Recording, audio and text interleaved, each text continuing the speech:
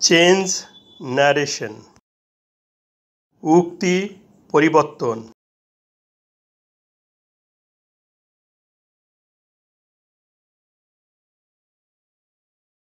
এখন direct স্পিচকে indirect স্পিচে রূপান্তর করব।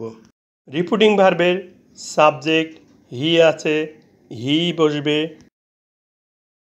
রিপোর্টিং ভার্বটি পরিবর্তন করার পূর্বে রিপোর্টেড স্পিচে কী ধরনের সেন্টেন্স আছে জানতে হবে।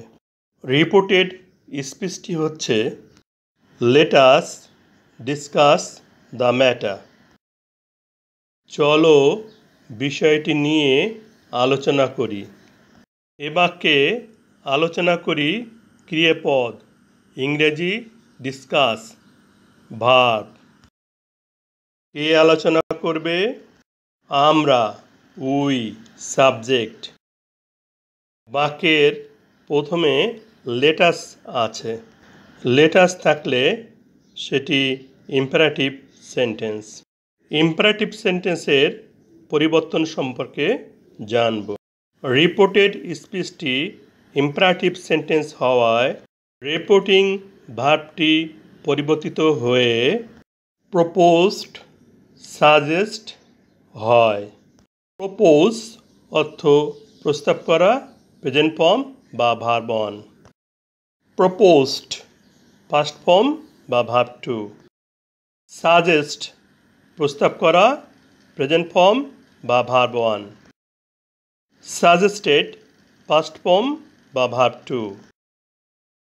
Late us discuss the matter. চলো বিষয়টি নিয়ে আলোচনা করি।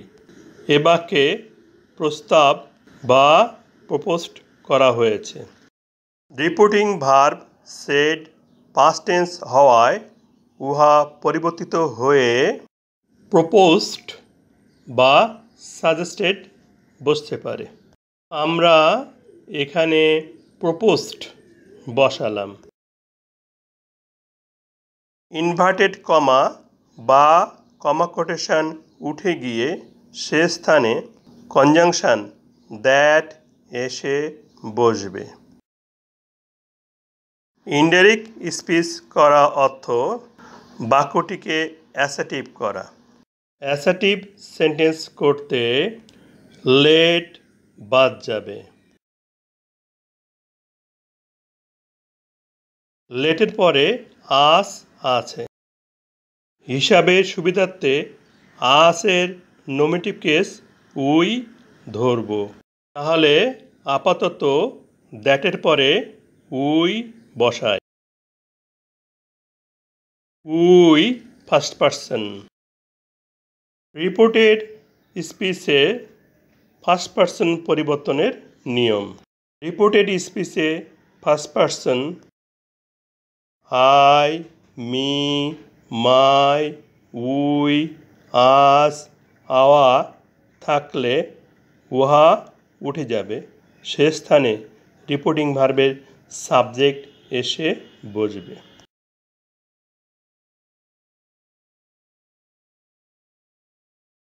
নিয়ম অনুসারে ফার্স্ট পারসনের পরিবর্তে রিপোর্টিং ভার্বের সাবজেক্ট এসে বসবে।